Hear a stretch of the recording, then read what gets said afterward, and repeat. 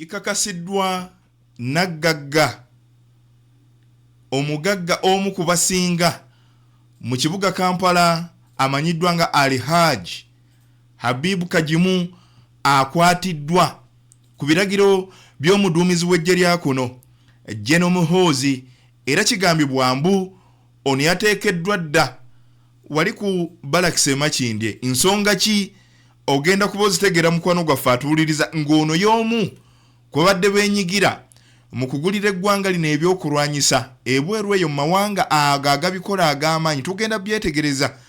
Njagala okutegeeza mukwano gwaffe atuwuliriza wakati ng'eggwanga erya Russia aligenda mu maaso n'okulwanagana ne Ukraine. Eggye lya Ukraine nga lisinziira mu kitundu ekimanyiddwa nga Kharkiv lirina munnansi ow'eggwanga erya Kenya eyakwatiddwa. Ono nga yabadde alwana nga mercenary eggye pangise okuva ali munda mu ggwanga erya Kenya. We yasinzidde n'atutegeeza nti kino si kyeyagalire.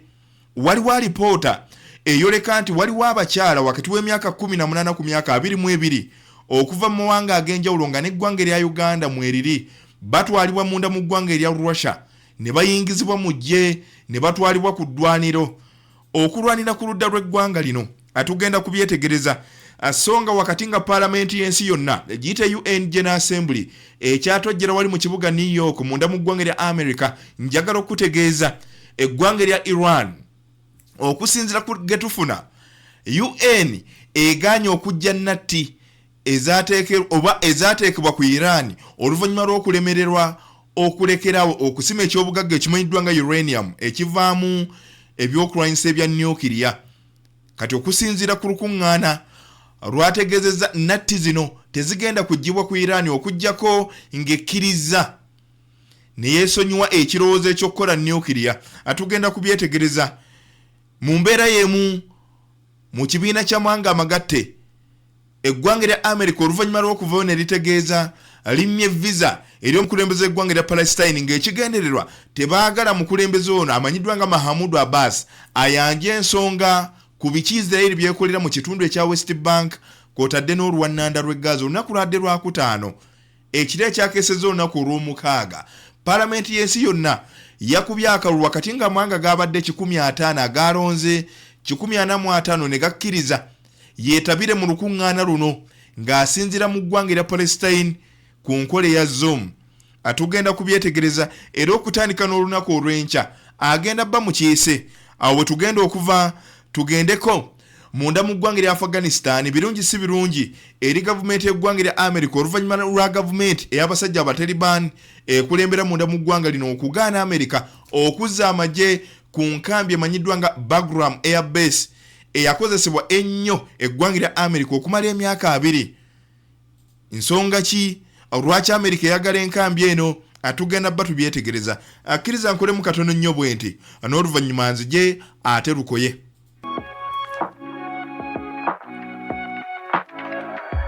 DPTV Uganda, Dawn People Television. Nkwanirizaako yonna gy'osinzira okugenda mu maaso n'okutugoberera. Omukutu oli kugwa DPTV Uganda, terefayina ey'omuntu wa bulijjo. Nze Robert Senior abwe tugenda okutambula nekkiriza nkubuuzeeko era nkwebaze gyonna ajookedde okukakkalabya abava mu masinzizo mukulikire eyo nnyo nnyini ddala. Abakozi nga mwatuuse dda ku mirimu mwebale nnyo mwebalire ddala. Abasinzira munda mu ggwanga lino kw'otadde ne banywanyi abasinzira ebweru w'eggwanga mwebale kutugoberera. Kkiriza atutandikireko ku nsonga z'eggwanga nnyaffe Uganda wakati ng'omu ku bagagga abo abasinga naddala mu kibuga ky'eggwanga ekikulu Kampala n'okwetoloola eggwanga lyonna awamu amanyiddwa nga Alhaji Habibu Kajimu. Ono yakwatiddwa dda era yatuusiddwa dda ku balakisi ey'amagye wali e Makindye. Ng'ezimu ku nsonga zitwegeddeko nti oluvannyuma lw'okukizuula nti yeenyigira mu ddiiru ez'okuleeta ebyokulwanyisa okugulira eggwanga lino ebyokulwanyisa era ng'akolagana nnyo n'abakulu okuva mu kitongole ekivunaanyizibwa ku byokwerinda n'ensonga z'abannazirwanako munda mu ggwanga lino. Ono baamwesiga okutuusa ebyokulwanyisa ebigulibwa okuva ebweru w'eggwanga n'abireeta munda mu ggwanga lino naye kati egimu ku misango oluvannyuma lwa order okuva eri CDF omuduumizi w'eggye lya kuno okulagira okukwatibwa kw'ono ensonga enkulu eweebwa ya buli bwanguzi. Alhaji Habibu Kajimu njagala okutegeeza ono musajja muzito ddala era kampuni emanyiddwa nga Habibu Investments nene nga bw'okiwulira nti ekola ebintu bingi. Ye kampuni egaba amafuta mu kitundutundu ekyobuvanjuba ekyobugwanjuba akwotadde n'amasekkati agassemazinga wa Afirika. Ate nga kampuni eno ediringa nnyo mu kutunda ettaka n'ebintu ebirala bingi nnyo. Ate senkulu amanyiddwa nga Habibu Kajimu ono akwatiddwa. Njagala okutegeeza mukwano gwaffe atuwuliriza y'omu ku basuubuzi abageze ennyo era ono okubeera omugezi kyawaliriza gavumenti okumufuula omukungu ow'enjawulo ow'eggwanga erimanyiddwa nga Malaysia munda mu ggwanga lino nti ye muddugavu agezaako oba ategeeza biki ebikwatagana ku ggwanga erya Uganda wali ku kitebe oba ku embassy y'eggwanga erya Malaysia. Kati yakwatiddwa. Ensonga ngikuwadde ya buli bwanguzi naye ng'obuli bw'enguzi butambulira nnyo mu ddiiru z'abadde akolagana nazo ku bakulu abatwala eggye oba abakulira ekitongole ekivunaanyizibwa ku byokwerinda munda mu ggwanga lino. Kino kiddiridde omuduumizi w'eggye lya kuno Gen.Muhoozi. Mujjukira bulungi nnyo olugendo lwabaddeko ali munda mu ggwanga erya China. Yasobodde okutuuka mu bifo biyitirivu nnyo era njagala okutegeeza mulimu ku bifo byatuuseemu mwe muli ekkolero ery'ebyokulwanyisa erimanyiddwa nga Norinko.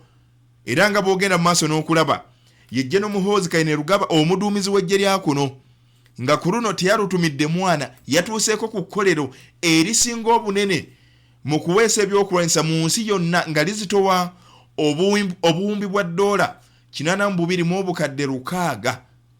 Ekkolero lino njagala okutegeeza nga bw'ogenda mu maaso n'okulaba likola ebyokulwanyisa ebimotoka ebirwanyi tanka ennwanyi nga bw'oziraba amamundu bomu zino ezikasukibwa n'ebyokulwanyisa ebirala biyitirivu nnyo. Kati ku bugenyi bwe yabaddeko munda mu ggwanga lya China yafissizaawo kadde oluvannyuma lw'okusisinkana omuduumizi ow'oku ntikko ow'eggye ly'eggwanga erimanyiddwa nga lya China yasobodde okulambuzibwa ku gamu ku makolero agaweesa ebyokulwanyisa. Ebyokulwanyisa bino bitundibwa munda mu ggwanga lya China kwotadde ne ku mutendera gw'ensi yonna kitegeeza ne mawanga amalala. Era njagala okutegeeza eggwanga erimanyiddwa nga erya Iran, eggwanga erya Zimbabwe, Pakistan, Saudi Arabia, eggwanga erya Congo kati n'eggwanga erya Uganda ge gamu ku mawanga agagula ebyokulwanyisa okuva mu kkolero lino.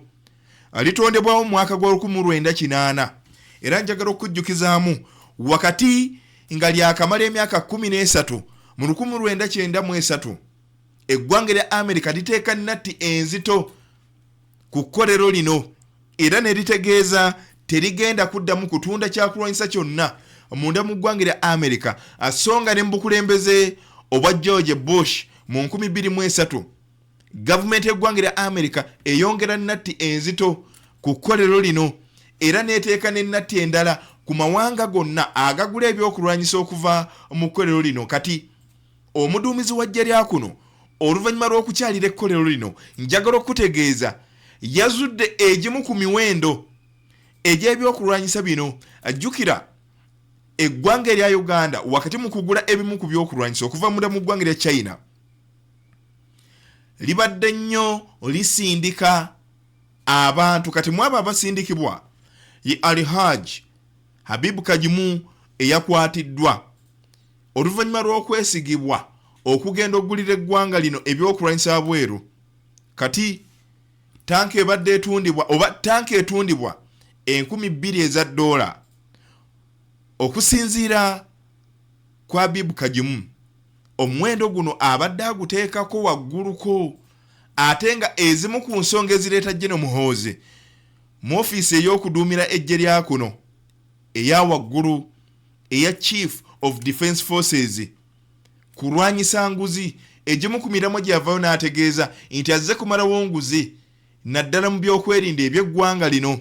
Kati bwe bamutegeezeza egimu ku miwendo egy'ebyokulwanyisa nga bwe bitundibwa munda mu ggwanga erya China gye bikolebwa, n'ageraageranyaamu emiwendo egibadde gituusibwa oba egibadde gigulibwa ebyokulwanyisa bino okuva munda mu ggwanga erya Uganda, ng'ebibiri tebikwatagana. Kati nabwe kityo kino kimwaliriza okukola okunoonyereza okuzuulira ddala ani abadde atuuse ebyokulwanyisa bino nti gundi, n'alagira n'akwatibwa. Omwaka gwali gwa 2023 omujjukira bulungi, wakati wali munda mu ggwanga lya Russia mu kitundu ekimanyiddwa nga St. Petersburg waliwo olukuŋŋaana. Eggwanga lya Russia likyaza amawanga okuva ku ssemazingo wa Afrika. Kati mu lukuŋŋaana luno omukulembeze w'eggwanga erya kuno Gen.Muhoozi Museveni agenda munda mu ggwanga lya Russia ne mutabani we Gen.Muhoozi Kainerugaba. Era mu kutuuka munda mu ggwanga lya Russia olukuŋŋaana nga luwedde, basobola okulambula amakolero ag'enjawulo agakola ebyokulwanyisa munda mu ggwanga lya Russia, era ne bongera okuzuula egimu ku miwendo nti nga bwe nkugambye nti tanka eri supposed okutundibwa $1,000 ababigulira eggwanga Uganda bateeka ku $20,000. Kati kino kyatondawo okwongera okukola okunoonyereza naddala okuva eri ttiimu eyagenda munda mu ggwanga lya Russia. Tugenza okumaliriza nga kitandise abo bonna.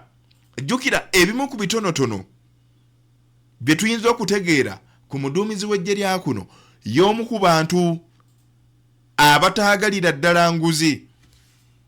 Ekyokulabirako, meeta we oba omuntu gwe yeegomba, engeri gy'akwasaganyaamu sisitimu munda mu ggwanga lyakulembera Paul Kagame okuva ali munda mu ggwanga lya Rwanda, ekintu buli bwanguzi oba ekintu enguzi munda mu ggwanga lya Rwanda kizibu okukisangayo. Era tumulabye emirundi mingi ng'agenda n'afuna lectures okuva eri uncle we Paul Kagame. Kati ebimu ku byagezaako okulwanyisa bwe buli bw'enguzi.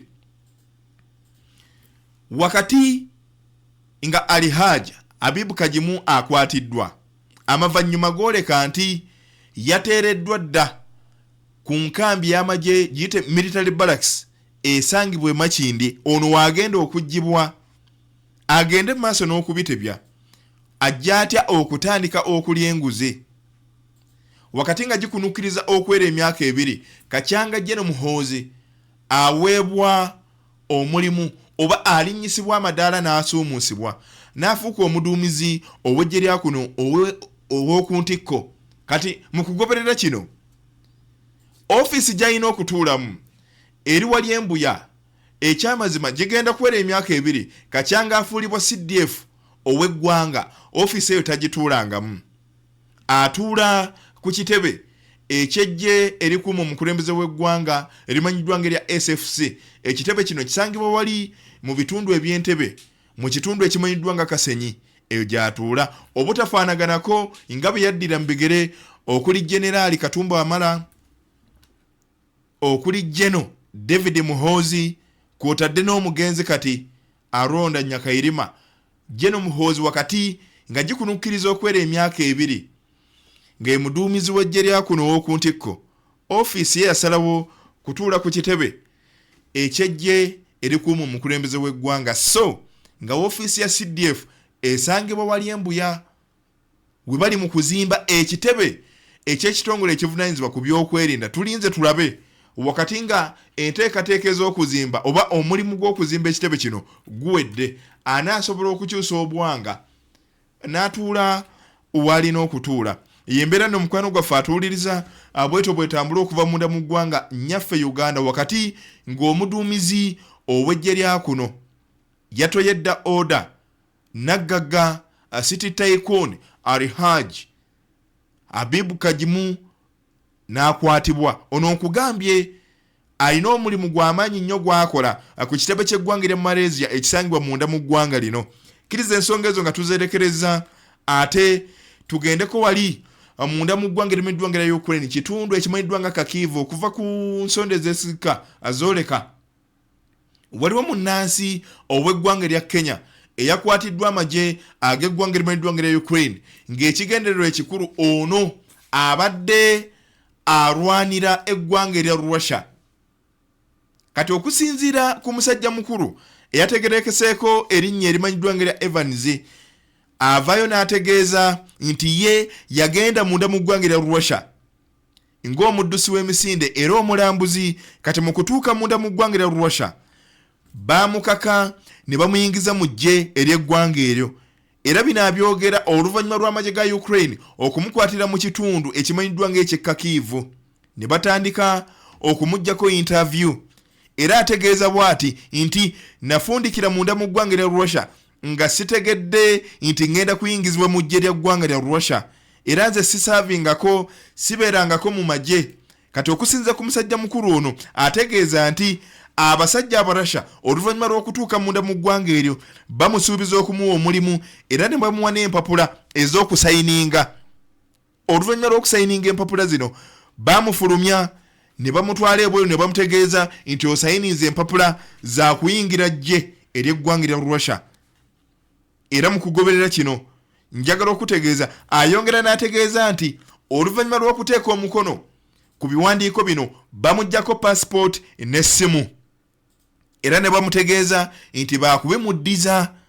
Wabula okuva ku kaseera ako ategeeza nti abantu abalala batandika okujja nga bamukima, wakati mu kumukima nge bamutegeeza nti bagenda kumuteeka mu mmotoka atwalibwe atandika okutendekebwa entendeka ey'ekinnamagye era nti kino kigenda kutwala ennaku 7 zokka ye sabbiiti emu, era oluvannyuma olw'okumutendeka ateekebwe mu magye ag'eggwanga erya Russia. Ne bino byonna nga tebinnagenda mu maaso nakubaawo, njagala okutegeeza mukwano gwaffe atugoberera Evans ono munnansi w'eggwanga erya Kenya atutegeeza nti oluvannyuma lw'okumuwa ofa eno bamwambula engoye ze yalimu era mu kumaliriza okumwambula bamunaanika uniform ey'amagye ag'eggwanga erya Russia. Bw'atyo n'atwalibwa mu ddwaniro butereevu era okutuusibwa mu ddwaniro n'atandika okukolera ddala omulimu ogwo ogumutwazizza. Kati wakati mu kumusanga amagye ag'eggwanga erya Ukraine mu kumuwamba okuva ali mu kitundu eky'Kharkiv yasangiddwa ekyamazima nga tategeerekeka ng'enjala emuluma era kyasoose okusaba yemmere ekwotadde n'amazzi, era oluvannyuma lw'okubimuwa ne batandika okumubuuza akana n'akataano. Kati mu mbeera eyo kino kyongera okuggyayo ekifaananyi nti eggwanga erimanyiddwa nga erya Russia ebigenda mu maaso n'okwogerebwa nti liyingiza bannansi okuva mu mawanga amalala mu ggye ery'eggwanga eryo nga ba mercenaries ejje epangise ne batwalibwa ku ddwaniro mu bitundu eby'enjawulo munda mu ggwanga erya Ukraine okuli ekitundu ekimanyiddwa ng'eky'Kharkiv, Donetsk, Luhansk, ekibuga eky'e Kherson, Crimea, Bakhmut n'ebitundu ebirala. Kati kino kyekimu ku byongera okujja ekifaananyi kino n'okufaanaganako nga alipoota ezafulumizibwa emabegako nga zooleka nti ejje oba gavumenti y'eggwanga erya North Korea eya Kim Jong-un yasindika amagye mu kitundu kiri ekimanyiddwa nga Kursk munda mu ggwanga erya Russia ekyawambibwa eggwanga erya Ukraine nti amagye ag'eggwanga erya North Korea gagenda maaso n'okulwanira ku ludda lw'omusajja omu Russia.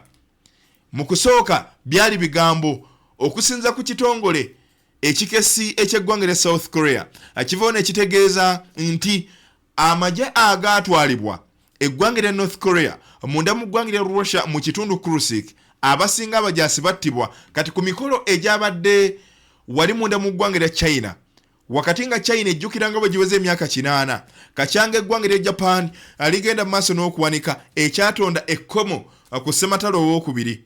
Omukulembeze w'eggwanga erya North Korea yabaddeyo n'omukulembeze w'eggwanga erya Russia babaddeyo kati nga bafunyemu akadde ak'okuwayaamu.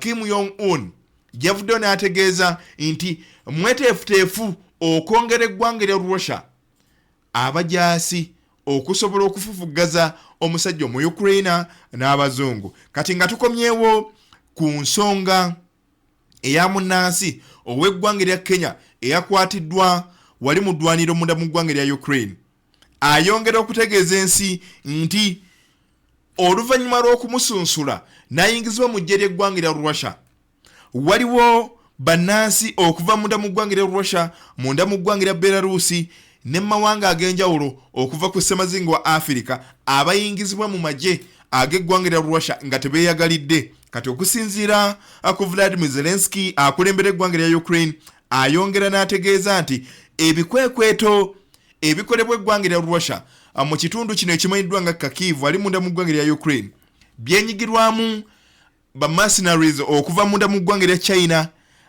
Tajikistan, eggwanga erimanyiddwa nga erya Pakistan n'amawanga agawerako ddala okuva ku ssemazinga wa Afrika.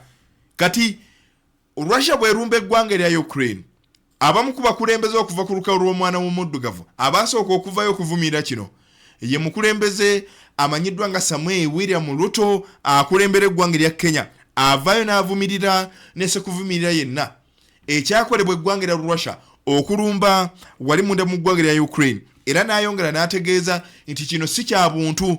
Kati okuyingiza abantu okuva abweru w'eggwanga erya Russia okusinziira ku kunoonyereza n'ensonda enneekusifu zooleka nti gavumenti y'eggwanga erya Russia eyongedde okutagetinga abantu. Mu bantu bano mulimu abakyala abali wakati w'emyaka 18 ku myaka 22 nga bava mu mawanga ag'enjawulo nga eggwanga erikulembedde olukalala ly'eggwanga nnyaffe Uganda. Nkiddamu abantu abatwalibwa mu ddwaniro abasunsulwa gavumenti y'eggwanga erya Russia mulimu abakyala wakati w'emyaka 18 ku myaka 22 nga eggwanga erikulembedde olukalala ly'eggwanga nnyaffe Uganda lyerimu ku mawanga agatwala abakyala abali wakati w'emyaka gye nkutegeezezza munda mu ggwanga erya Russia. Tetumanyi oba nabo bagenda nga balambuzi nga Evans watutegeezezza nti agenda nga mulambuzi. Jjukira muddusi wa misinde bw'atuusibwa munda mu ggwanga erya Russia agibwako ebiwandiiko ebimwogerwako n'essimu n'ateekebwa mu magye n'atendekebwa okumala sabbiiti emu n'atwalibwa mu ddwaniro. Kati alipoota endala zooleka nti abakyala wakati w'emyaka 18 ku myaka 22 okuva munda mu ggwanga erya Uganda, Rwanda, Kenya, South Sudan, Sierra Leone, eggwanga erya Nigeria n'eggwanga erya Sri Lanka abakyala wakati w'emyaka egyo gye nkutegeezeza batwalibwa munda mu ggwanga erya Russia ne beenyigira mu lutalo butereevu nga bwe lutambula wali munda mu ggwanga erya Ukraine. Yembeera n'omukwano gwaffe atuwuliriza bwetyo bwetambula wakati ng'omwezi ogwokubiri omwaka gwa 2026 ng'ennaku z'omwezi 22 agigenda kuba giweza emyaka 4 bweddo kacyanga eggwanga erya Russia liyingira munda mu ggwanga erya Ukraine mu kifaananyi ekyokukola ebikwekweto eby'enjawulo munda mu ggwanga eryo naye ng'ekigendererwa ekikulu kyali kyakukuba eggwanga erya Ukraine oba nakati kyakukuba eggwanga lino okuva oba okwesonyiwa ekirooto ekyokwegatta ku mukago ogwa NATO. Atulengedde entuulo eziwerako ddala wakati w'amawanga gano okulaba ng'abeerawo enzikiriziganya ezituusibwako okufundikira olutalo luno. Kati okusookera ddala tutandikire ku ebyo Russia nga yo byandyagadde Ukraine ekole oba oli awo kisobozese olutalo luno okukomekkerezebwa. Ebitundu ebikola Donbas okuli Luhansk, Donetsk, ekitundu ekimanyiddwa nga ekye Crimea, Bakhmut n'ekibuga ekimanyiddwa nga Zaporizhia kw'otadde ne Kherson. Bino Russia egamba engeri gye kiri nti nabiwamba Ukraine erina okugyamu amagye gaayo gonna ebyabulire bitwalibwe nti bitundu ku ggwanga erya Russia. Ekyo kimu. Ekyokubiri, eggwanga erya Russia litegeeza Ukraine ekirooto eky'okwegatta ku NATO okusembeza abazungu munda mu ggwanga lyo bakette butereevu biki ebifa e Moscow kiveeko. Kati kyogenda maaso n'okulengera ku screen yo ye mukulembeze akulembera eggwanga erya Ukraine Vladimir Zelensky. Bino byonna demands okuva eri Putin akulembera Russia Zelensky yazigaana olw'ensonga nti ng'ebiyimiridde akyafuna support okuva eri abasajja abazungu ku lukalu olwa Bulaaya n'eggwanga lya America lirina bye likyamuwa. Kati yembeera nno bwetyo bwetambula wakati ng'ababiri bakyagenda mu maaso n'okufafaagana ku ddwaniro naddala mu kitundu ekyobuvanjuba obw'eggwanga lya Ukraine. Akkiriza ensonga ezo nga tuzeerekereza twolekereko wali amunda mu ggwanga limanyiddwa lya Afghanistan, ekibuga ekimanyiddwa nga Kabul ekikulu eky'eggwanga eryo birungi si birungi eri omukulembeze w'eggwanga lya America oluvannyuma lw'okuvaayo okusinziira munda mu ggwanga lya Bungereza kibuga London n'ategeeza amagye g'eggwanga lya America gakuddizibwa munda mu ggwanga lya Pakistan erya Afghanistan ku nkambi y'amagye emanyiddwa nga Bagram Air Base. Enkambi eno kijjukirwa nti mu mwaka gwa 2021 oluvannyuma lw'abasajja abataliban okuddamu okwezza obuyinza munda mu ggwanga lya Afghanistan, kino kyawaliriza abasajja b'Amerika okuggyayo amagye gaabwe ne bagazza ku butaka obw'eggwanga lya America. Kati Trump yasinzidde munda mu ggwanga lya Bungereza gyabadde gyagenze okumala ennaku 2 gyasisinkanidde kabaka Charles owokusatu atwala obwakabaka bwa Bungereza akwotadde ne Ssaabaminisita amanyiddwa nga Keir Starmer akulembera ebyobufuzi munda mu ggwanga eryo ne bwabaako ensonga ze banja eri ensi naddala okwongera okunyweza enkolagana wakati wa Bungereza n'eggwanga lya America. Kati gye yasinzidde n'ategeeza amagye ag'eggwanga lya America gakuddizibwa mu nkambi eno emanyiddwa nga Bagram Air Base wali munda mu ggwanga lya Afghanistan. Naye ekimu ku bigendererwa ebisingira ddala okuba eby'amaanyi kwe kulaba nti enkambi eno erinaanidde ddala eggwanga erimanyiddwa nga lya China. Ekyo kimu gye buvuddeko eggwanga lya China lyayongera okukakasa ensi nti ensi weesuubira we riri si we riri, lyasukkawo dda. Waliwo olukuŋŋaana olwasooka okutuula nga tetunnaba kujja ku mukolo omukulu China okujjukira nga bwe giweze emyaka 8. Emikolo egy'ebiri gyayongera okutegeeza ensi nti eggwanga lya China ggwanga ly'amaanyi. Kati ekyali ku military parade wali mu kibuga Beijing munda mu ggwanga lya China. Trump bamubuuza ebikolwa China byekola bikweraliikiriza. Mu kwogera mu ngeri ey'okwekaza avayo n'ategeeza tebiyinza kunneeraliikiriza. America amawanga gonna ng'egakuŋŋaanye egasinga ekonomi ennungi egasinga ensimbi kwotadde n'ebyokulwanyisa. Amawanga gayogerako agakiikirirwa abakulembeze abagakulembera kuliko eggwanga lya North Korea, eggwanga lya Russia, Buyindi, Pakistan, Afghanistan, Belarusi n'amawanga amayitirivu nnyo galiwo ku mukolo guno wakati nga China eyolesa ebyuma. Kati ezimu ku nsonga eziwaliriza eggwanga lya America okuzza amagye munda mu ggwanga lya Afghanistan kwe kulaba nti basobola okusimba wano amakanda ne balengera butereevu kiki ekiri munda mu ggwanga lya China.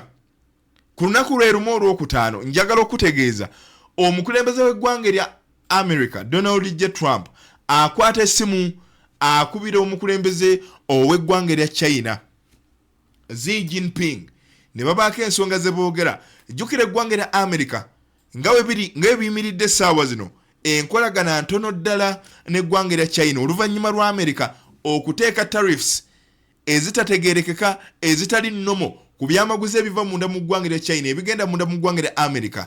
Kino kiddiridde okwongera okugaziwa okwongera okuwamba akatale eggwanga lya China. America eraba biri bityo negamba kambageme eteeka tariffs kumpi bitundu 130 beddo ku byamaguzi ebiva China okwolekera munda mu ggwanga lya America. Kati wakati nga bali ku lukomo lw'essimu Trump avayo n'ategeeza nti wagenda kubeerawo ensisinkano wakati we n'omukulembeze w'eggwanga lya China omwezi ogwa Novemba ng'ennaku z'omwezi 10 bagenda kusisinkana wali mu kibuga Seoul munda mu ggwanga lya South Korea mu lukuŋŋaana olugenda okwetabirwamu abakulembeze okuva mu mawanga ag'enjawulo. Oluvannyuma lwa Trump okuvayo n'ategeeza amagye g'eggwanga lya America gakuddizibwa mu nkambi eyo Bagram Air Base munda mu ggwanga lya Afghanistan yabadde tannakimala mu kamwa. Abatalibani, government y'abatalibani etwala eggwanga lya Afghanistan neekamutema. Tetugenda kukkiriza gye lya Amerika lyonna akukomezebwawo munda mu ggwanga lya Afghanistan. Jjukira Abamerika mu kuvaayo tebyali birungi. Olutalo olwamala emyaka 2 wakati ng'eggwanga erya Afghanistan lirina ekimanyiddwa nga civil war. Gavumenti yali mu buyinza yali evujjirirwa gavumenti y'eggwanga erya Amerika okusobola okukuba okufufugaza n'okumalawo abatalibani bano. Wabula olutalo wakati nga luwezezza emyaka 2 bweddu, abatalibani kye baakola balumba enfo ezaalimu abasajja Abamerika ne bategayo bbomu. Abantu 13 abajjaasi b'eggwanga erya Amerika ne battibwa, 17 ne bakosebwa. Kino ne kiwaliriza Amerika okuva mu nsonga zino nti gavumenti gyebadde ewagira n'etandika okunafuwa, era abatalibani ne bagikuba ne bagiwamba, ne bawamba n'obuyinza. Kati wetwogerera essaawa zino gavumenti y'eggwanga erya Afghanistan ekulemberwa basajja abatalibani. Bavudde ne bategeeza Trump okutuula tusobola okutuula ne tuteeseganya, naye ekirowoozo eky'okuzza amajeego ku Bagram Air Base kyerabire. Bagram Air Base yeetya wakati nga Amerika eri munda mu ggwanga lya Afghanistan. Njagala okujjukiza mu mukwano gwaffe atuwuliriza baakozesa nnyo Air Base eno batya era mu ngeri ki. Baasooka ne bazimba ekkomera sinziggu ku Air Base eno nga we basibira abo bonna abagezaako okukola obulabe ku bajaasi b'eggwanga lya Amerika abali munda mu ggwanga lya Afghanistan ne mu kitundu kino ekya Middle East. Ekyo kimu. Enkambi eno y'emu bagikozesa okusinziira wano okukola ebikwekweta eby'enjawulo mu kitundu ekya Middle East kw'otadde n'okuketta. Yeyo mukwano gwaffe atuwuliriza emanyiddwa nga Bagram Air Base esangibwa mu kitundu ekiri ekyobuvanjuba obw'eggwanga lya Afghanistan okulinaanira ddala si wala n'okuva n'eggwanga lya China. Enkambi eno Amerika ejagala nnyo. Kati oluvannyuma lw'abatalibani okuva ne bategeeza si baakukkiriza mu Amerika kudda wano, Trump ekyolunaku olwaleero ng'ayita ku mukutu gwe ogwa social media avuddeyo n'ategeeza ebintu bigenda kulabika bubi nnyo, tebigenda kuba birungi eri gavumenti y'abatalibani wali munda mu ggwanga lya Afghanistan oluvannyuma lw'okuvayo ne balemesa Abamerika okukomezebwawo ku nkambi eno. Ekiganiro ekikulu kyekiriwa Amerika bw'ogiremesa okuzza ennyonyi ezo z'olengera ku screen yo n'amagye gaayo ku nkambi eno, biki byesobola okukola nga kyeyagaza enkambi eno okitegedde, yeeraliikirira biki China byekola. Kati eyagadde nnyo okumanya move China gyezzaako, kubanga kati essaawa zino kizibu eggwanga lya Amerika okufunira ddala amawulire amatuufu okuva e China, naddala ag'omunda ensi geetasobola kulaba. Naye nga bw'eba esinzidde wano mu Afghanistan esobola okutunulayo biki oba bukodyo ki omukulembeze Xi Jinping akulembera China bw'asobodde okukozesa okuleetera Trump okweraliikirira. Kati ne Trump biki by'asobola okukola okwezza enkambi eno. Kati bw'otunuulira ekibinja ky'abasajja abatalibani kitwalibwa ng'ekibinja ky'abatujju okumutendera gw'ensi yonna. Kati Amerika ky'esobola okukola esobola okuvujjirira obubinja obw'enjawulo omuli Islamic State, Hayat el-Sham n'ebibinja ebirala, ne bitandikawo olutalo ku gavumenti y'abasajja abatalibani. Kati wakati mu kulwanagana Amerika ejja ngezza okutaasa era okuwagira gavumenti y'abatalibani obutaggibwa mu buyinza bibinja bino ebyabayeekera, naye mu kugoberera ekyo ebaleetera okukkiriza okusayininga endagaano nti mutukkirize tukomyewo amagye agagenda okubayambako ku Bagram Air Base. Abatalibani of course babeera tebalina kyakukola okujjako okukkiriza omusajja Amerika okukomawo. yembeera n'omukwano gwaffe atuwuliriza bweto bwetambula okuvaako wali munda mu ggwanga erimanyiddwa lya Afghanistan wakati nga abataliban baganye eggye lya Amerika okudda tebagenda kukkiriza tuveewo tugendeko mu palamenti y'ensi yonna kibuga New York okusinza ku mawulire agaveeyo goleka eggwanga erya Iran tugenda dyetegereza mu maaso awo kkiriza tusookereko ku nsonga z'omukulembeze ow'eggwanga erimanyiddwa lya Palestine Mahmoud Abbas ono yavaayo emabegako nammibwa visa gavumenti y'eggwanga lya Amerika okugenda okwenyigira mu UN General Assembly yite palamenti y'ensi yonna eyatandika ng'ennaku z'omwezi 9 omwezi guno gwennyini ogw'omwenda egenda gendera ddala mpaka ng'ennaku z'omwezi 28 omwezi ogw'omwenda guno gwe tulimu. Kati amawulire agaliyo wakati nga baali bamuziyiza obutagendayo kusobola kwanja nsonga nga bwe zitambula mu lwannanda lw'e Gaza ne mu kitundu ekya West Bank ebitundu ebikola eggwanga lya Palestine waliwo akalulu akasuuliddwa ekiro ekyakeeseza olunaku olw'omukaaga. Akalulu kano keetabiddwamu amawanga 150 beddo ku mawanga 193 agali wansi wa bendera y'ekibiina ky'amawanga amagatte.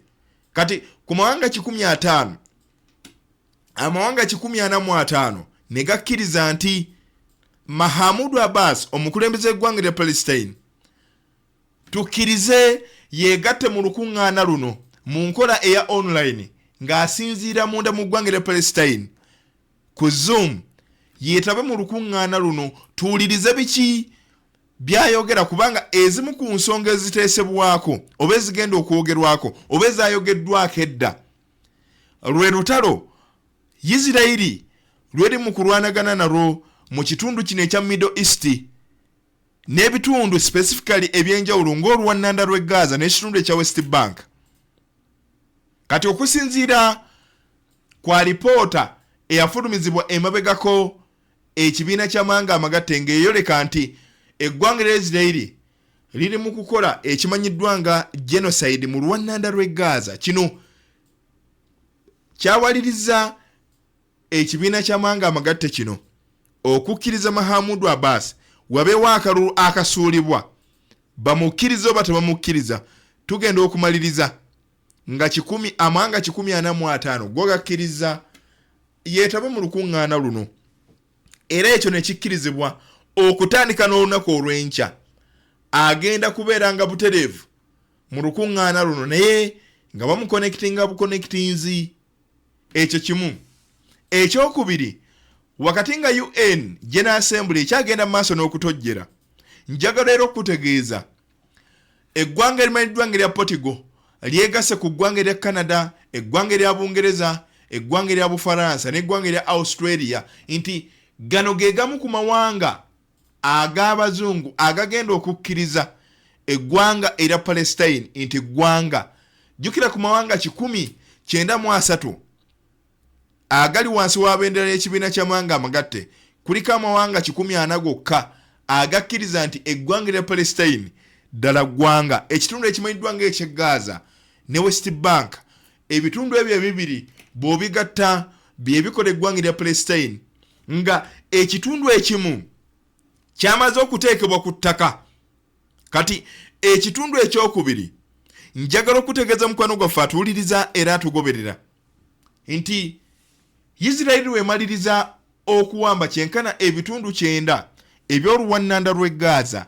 Kati obwanga egenda kuboolekeza ekitundu kino ekya West Bank kinajjukirwa mu kisanja ekisooka eky'omukulembeze w'eggwanga lya Amerika Donald J. Trump wakati wa 2016 mpaka 2020 avaayo n'alangirira nti kati ekibuga ekikulu eky'eggwanga lya Isirayiri kikyuse tekikyali Tel Aviv kati kifuuse Jerusalem. Jjukira Jerusalem bye bimu ku bitundu oba ku bibuga ebisangibwa e West Bank Mahmoud Abbas gy'asinzira okulembera amatwale oba eggwanga lya Palestine. Isirayiri gwali mwaka gwa 2001 ng'eyita mu Ssaabaminisita era ono aliko Netanyahu yali Ssaabaminisita ebiseera ebyo avayo n'akakasa ensi nti bw'abanga yakyali Ssaabaminisita owa Isirairi teribwa ggwanga lyonna liyitibwa Palestine. A producer we bali nnyo balide ddala yeyo map eya Palestine. Kati ebitundu byolengera mu kale eyo eya yero bye bitundu ebibiri ebikola eggwanga lya Palestine, oluwannanda lw'e Gaza olulengera n'ekitundutundu ekya West Bank. Kati wakati awo olengera eggwanga erimanyiddwa nga Isirairi. Kati Isirairi yeerowooza nti West Bank ne Gaza bitundu byaggyibwa ku yo, era bye bitundu ebibiri byolengera mu yero bye bikola eggwanga eryawamu erya Palestine. Kati munda mu kitundu ekya West Bank olengeramu ebitundu bibiri okuli Ramallah n'ekitundu oba n'ekibuga eky'e Jerusalem. Trump kyeyavayo n'ategeeza kino ky'ekibuga ekikulu eky'eggwanga lya Isirairi, naye nga bwe nkutegeezeza ekibuga kino kitwalibwa kuba nti kiri mu kitundutundu kino ekya West Bank. Kati ennumba ezakakolebwa sofa eggwanga lya Isirairi mu kitundu kino ekya West Bank okusingira ddala ziri nnyo mu bibuga bino ebibiri okuli Ramallah n'ekibuga Jerusalem. Era abantu abasoba mu 4,000 mu kitundu kimu kyokka Ramallah be bakagenda mu maaso n'okuttibwa, okutemulwa n'okukwatibwa amagye ag'eggwanga lya Isirairi nti Gaza bakuba n'ekitundu kino ekya West Bank abasajja aba Isirairi bakisensera dda. Mission eggwanga lya Isirairi nga liyita mu Ssaabaminisita n'omukulembeze Isaac Herzog, mission gye balina enkulu kwe kutuukiriza ekirooto giyite vision nti emanyiddwa nga Greater Isirairi baagala kugituukiriza. Etegeeza ki? Bakkiriza nti ekitundu eky'oluwannanda lw'e Gaza, West Bank, ekimu ku kitundu okuva ku ggwanga lya Jordan, eggwanga lya Misiri n'eggwanga erimanyiddwa lya Lebanon ne Syria, nga bw'ogalengera amawanga ago gonna nga bw'ogalaba ku map. Wali mambuka olengera Syria, mu mbiriizi ennyo wali waggulu waliwo Lebanon, wano waliwo Jordani, wansi waliwo eggwanga lya Misiri. Isirairi etegeeza nti ettaka lyonna eriri ku nsalosalo Isirairi gyeyawula n'amawanga ago eryo ettaka lya ggwanga lya Isirairi, era ekigendero kya Netanyahu kukuba kweddiza mataka ago. Kati waliwo kyenjagala okutegeeza nga nva ku nsonga ezo. Amawulire era n'alipoota ngenda gikola enkya. Amawulire ameekusifu gwoleka Isirairi oluvannyuma lw'okufufuggaza ekitundu ekya Middle East nkubbirako egenda kulumba eggwanga erya Butuluuki, egenda kutandika kukuba ttake. Kitegeeza ki? Eggwanga erya ttake ligwa mu mukago ogwa NATO. Amerika eneevayo n'etaasa ttake kubanga okusinza ku ssemateeka owa NATO ategeeza nti bw'okwata ku mmemba omu oba okutte kuba members bonna ab'omukago. Ekyo kimu. Eggwanga erya ttake liri mu NATO. Eggwanga erya Amerika ekitangaala oba feesi y'omukago ogwa NATO yeevujjirira Isirairi mu byokulwanyisa kw'otadde n'ensimbi okukola entalo zonna zeekolera mu kitundu kino ekya Middle East. Abaffe Amerika egenda kubeera ku sayidi ya Isirairi oba eneetuukiriza eneeteeka ekitiibwa mu kawaayiro mu ssemateeka ow'omukago guno ogwa NATO nti bw'okwata ku mmemba omu oba okutte ku bannamukago bonna. Yembeera n'omukwano gwaffe atuwuliriza abweto bwetambula akkiriza atugende mu maaso n'okwolekera eggwanga erya Iran wakati nga tukyali mu UN General Assembly. Birungi si birungi era eggwanga erya Iran wakati nga okusinziira ku kakiiko ak'ebyokwerinda ak'ekibiina ky'amanga amagatte kayite UN Security Council, oluvannyuma olw'aba members ababaka abasatu amawanga asatu agatuula kakiiko kano okutuula ne gateesa era ne gakkiriziganya nti natti ezibadde zaasirisibwamu ku ggwanga erimanyiddwa nga Iran tugenda kuzizuukusa era zigenda kutandika okukola nga parliament eno ey'ensi yonna eggaddwa ng'ennaku z'omwezi 28 nsonga ki oluvannyuma lwa Iran okuvaho neetegeeza nti ekyagenda osooka okukola kwe kugobera ddala ekibiina ekiri wansi w'ekibiina ky'amawanga amagatte ekirondoola nukiriya mu mawanga ago agagambibwa okuba nti galina nukiriya ekimanyiddwa nga International Atomic Energy Agency. Jjukira Iran yakisuspendinga naye teyakyexpiringa, kitegeeza suspension oba suspe Iran gye yawa ekitongole kino esobola okuggwako ekitongole kino ne kikoma omunda mu ggwanga lya Iran. Kati ebyavudde mu UN Security Council njagala okutegeeza biwaliriza eggwanga lya Iran okuvaho ne litegeeza ligenda kuweerera ddala ekitongole kino kiviire ddala munda mu ggwanga lya Iran. Kati Iran bweteekayo okusaba mu UN nti mutugjeeko natti ze mwatuteekako oluvannyuma lw'okuteeka endagaano oba olw'okuteeka omukono ku ndagaano mu mwaka gwa 2015 nti sigenda kusima uranium kukola bomu eza namuzisa ezikwesa nukiriya. Kati nabwe ekityo Iran eno obukulembeze bwa Barack Hussein Obama ng'akuzizaako emabega katono nnyo mu 2015 ekisanja ky'Obama ekyokubiri nga kigenda mu maaso n'okufundikirwa. America eteeka pressure oba akaziso ku Iran yeesonyiwe ekirooto kino obukulembeze bwa Barack Hussein Obama bugenda mu maaso n'okufundikira. Kati nabwe kityo Donald J. Trump wajja mu buyinza obw'eggwanga lya America yeesambajja enteekateeka zino n'ategeeza nti eggwanga lya America livudde mu kintu kino. Kati nabwe kityo rate Iran gyebadde esimirako uranium oluvannyuma lwa America okukivaamu Iran neerinnyisa netandika okusima uranium nga muyitirivu nnyo ati abazungu bakivuddemu endagaano bagiggyeewo. Kati abazungu bagenda okuzuukuka nti omusajja omu Iran nga nukiriya gwasimamu nga uranium gwasima mungi atuuse ne kussa eriweesa bomu eza nukiriya kino tekisoboka. Already program oba treaty bagiddukamu kitegeeza etteeka terikyakola naye kibeera leekeza era kibaluma asima atya uranium oyo. Already mmwe bwe bamu mwava mu ddiiru eno.